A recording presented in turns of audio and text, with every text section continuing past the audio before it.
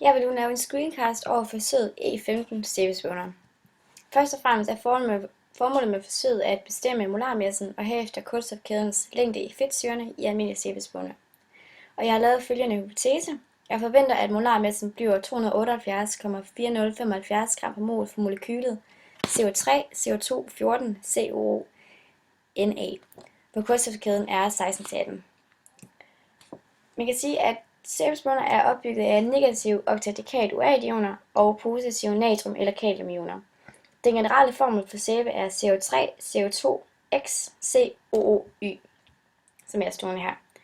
Y'et er udtryk for de positive ionforbindelser, alt efter hvilken sæbe der er tale om. I håndsæbe og sæbespåner er y'et et natriumion, og i brun sæbe er y'et et kaliumion. Den negative ion, den positive ion, den fungerer som sæbe, da den er upolær og dermed binder sig til fedtet, hvorimod den anden ende af molekylet er polær og binder sig til vandet. X'et, som står her, er 14 eller 16 for langt de fleste sæber. Molarmassen for molekylet, hvor X'et er 14, og det negative ion er Na+, er 278,475 gram per mol, og i molekylet, hvor X'et er 16, er molarmassen 306,4608 gram per mol. I forsøget der starter vi med at afveje 5,19 gram sæbe og oplyse det i 40 ml vand i et 100 ml kværglas. Det opvarmede vi på en varmeplade, indtil sæben var oplyst i vandet. Og her er sæbespånerne ikke oplyst på billede 1, hvorimod de er oplyst her på billede 2. Derefter så tilsætter vi nogle dråber af indikatoren bromssolgrønt, som er blågrønt ved høj pH og gul ved lav pH. Og omslagspunktet er 3,8 til 5,4. Og det placerede vi oven på en magnetomrør, og derefter hældte vi HCl i byretten. Vi titrerede indtil der skete et farveskift, og det gjorde det ved 18 ml.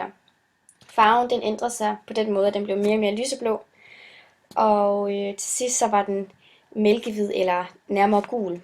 Og man kan så sige, at den blev altså mindre og mindre basisk. Og der skete et farveskift på grund af følgende reaktion, som jeg er stående hernede. Og det der egentlig sker, det er, at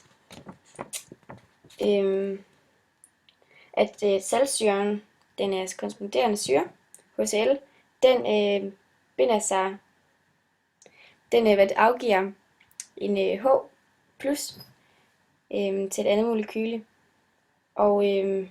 Og det her fedtsyre, det danner bundfald i opløsning, fordi det er polært eller upolært, og derfor ikke kan opløses i vand. Og man kan sige, at selvom COOH-gruppen den er polær, så overvinder den altså ikke CH-gruppen, fordi den er langt større.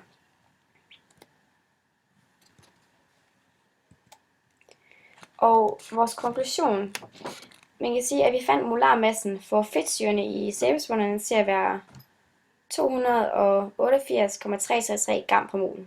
Og når man sammenligner det med fedtsyrene i almindelige sæbespåner, som er heroppe, så kan man sige, at vores resultat stemmer bedst overens med, at X'et må være 14. Altså at vi har med det her molekyl at gøre. Og vi kan således konkludere, at kulstofkæden den er 14 plus 2 i disse almindelige sæbespåner.